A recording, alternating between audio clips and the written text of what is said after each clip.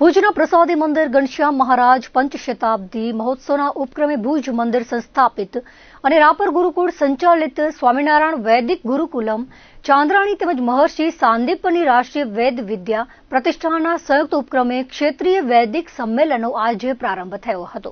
ભુજના સ્વામિનારાયણ પ્રસાદી મંદિર ખાતે બિહારના રાજ્યપાલ આહિર મોહમ્મદ ખાન, કચ્છના સાંસદ વિનોદ ચાવડા, ભુજ મંદિરના મહંત પુરાણી સ્વામી ધર્મનંદન દાસજી અને સંતોના હસ્તે દીપ પ્રાગટ્ય સાથે 17 થી 19 જાન્યુઆરી સુધી ચાલનાર ક્ષેત્રીય વૈદિક સંમેલનનો પ્રારંભ કરાયો હતો. ભારતના વિવિધ રાજ્યોમાંથી 115 થી વધુ ગુરુ પરંપરાથી વેદાધ્યન કરેલ વેદ પાઠી વિદ્વાનોની ઉપસ્થિતિમાં 4 વેદની 10 શાખાઓની પારાયણ થશે. વેદ પારાયણનું પ્રથમ સત્ર આજે સવારે યોજાયું હતું.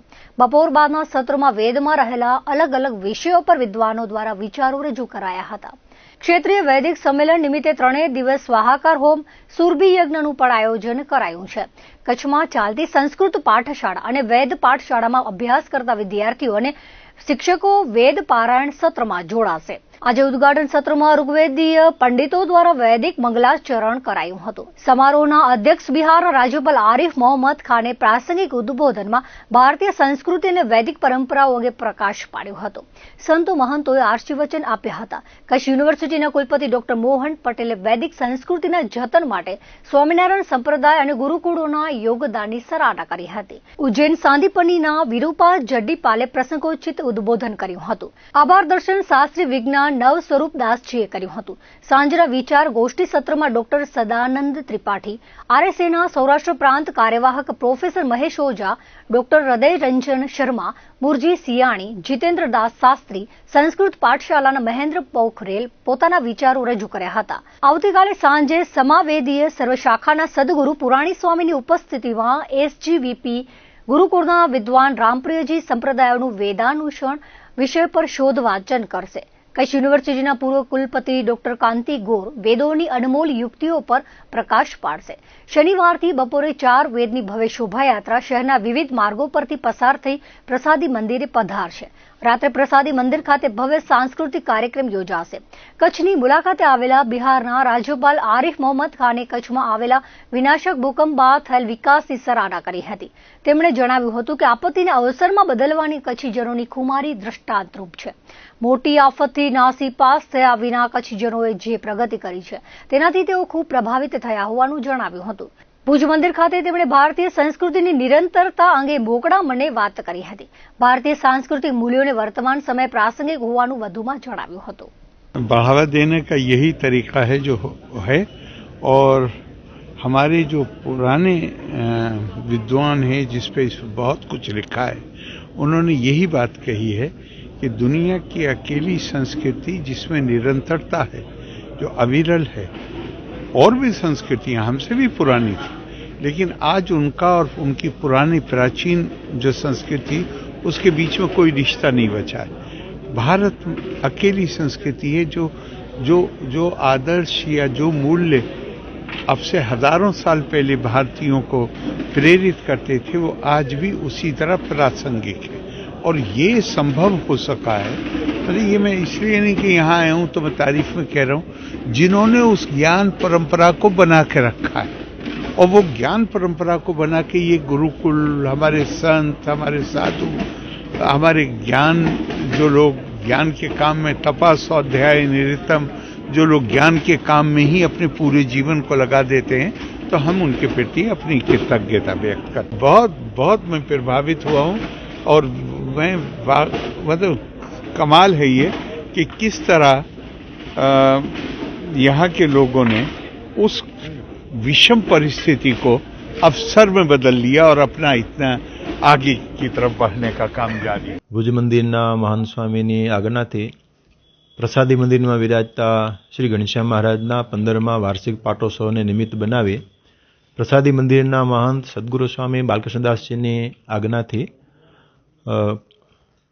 સાંદીપની વેદ વિદ્યા પ્રતિષ્ઠાન ઉજ્જૈન તેમજ ભુજ મંદિર સંચાલિત રાપર ગુરુકુળ અને ગુરુકુળ સંચાલિત સ્વામિનારાયણ વૈદિક ગુરુકુલમ એ બેના ઉપક્રમે ક્ષેત્રીય વૈદિક સંમેલનનું આયોજન કરવામાં આવ્યું છે. આની વ્યવસ્થા એવી રીતના હોય છે કે ક્ષેત્રીય સંમેલન હોય તો ખાસ કરીને 4 રાજ્યોમાંથી જે વૈદિકો પરંપરાથી જે વેદનું અધ્યયન કરેલું હોય એવા વૈદિકો અહીં આવે. તો મહારાષ્ટ્ર, ગુજરાત, રાજસ્થાન અને મધ્યપ્રદેશ આ 4 રાજ્યોમાંથી વૈદિકો આવ્યા છે. અહીંયા 100 વિદ્વાનો છે અને અહીંયા કણે વેદની 10 શાખાઓ છે, એમની પારાયણ થશે.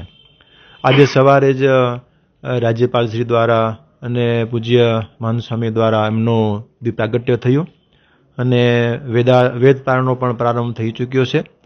અને આવી રીતે બપોર પછીના ભાગમાં હજુ પણ વેદ પારાયણ થશે 3 થી 4 દરમિયાન, અને 4:30 થી 6 દરમિયાન વિશિષ્ટ વ્યક્તિઓ દ્વારા પ્રવચનો થશે જે વેદને આધારિત હશે કે વેદની અંદર શું શું સમાયેલું. દાખલા તરીકે કે જો તમને કહું કે વેદ વાંગમય મેં સમુદ્ર વિજ્ઞાન આ વિષય ઉપર આજે જ પ્રવચન છે, તો એ જે વિદ્વાનોએ જે સંશોધન કર્યું હશે તો એ અહીં આવીએ તો આપણને ખ્યાલ આવે. એટલે આવા વિષય ઉપર આજે, કાલે, પરમ દિવસે 3 દિવસ સુધી વિષય ઉપર પ્રવચનો હશે, વેદ પારાયણ હશે, અને આવતીકાલે વિશેષ વેદ સંદેશ યાત્રાનું પણ આયોજન છે.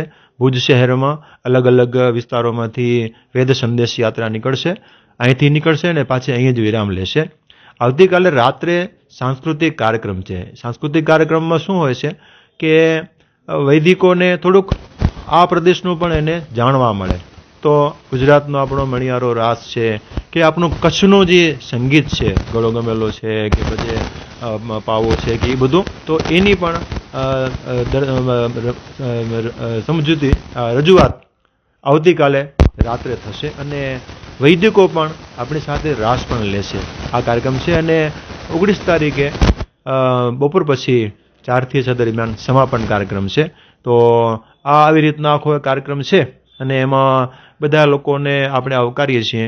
જેમ આજે રાજ્યપાલ શ્રી બિહારથી પધાર્યા, એમની સાથે સાથે ભુજ મંદિરના મહાન સ્વામી તેમજ બીજા અન્ય રાજકીય દ્વારેથી પણ માન્ય વ્યક્તિઓ, વિનોદભાઈ ચાવડા છે, એ ધારાસભ્ય આપણે કેશુભાઈ છે, તેમજ ભુજ મંદિરના ટ્રસ્ટીઓ એ પણ સાથે રહ્યા.